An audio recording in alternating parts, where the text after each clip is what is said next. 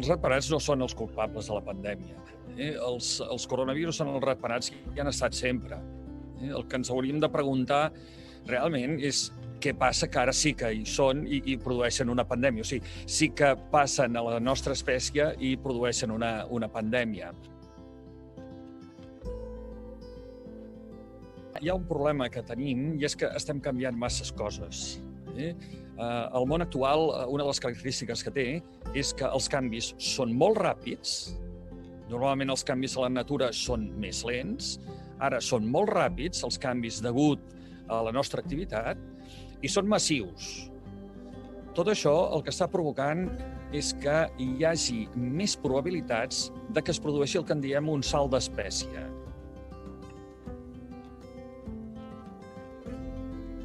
Et poso un exemple, que ara he vist que posaven amb alguns diaris digitals, posaven la notícia d'un virus que es diu Nipah,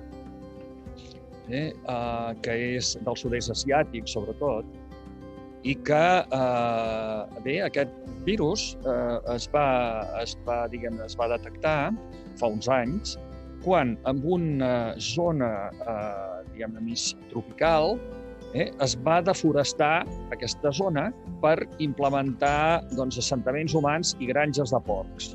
Va succeir que la deforestació va ser molt ràpida. És el que deia de la rapidesa dels canvis. Els ratpenats, alguns se'n van anar, però altres, que estaven acostumats a moure's en aquella zona, van continuar allà.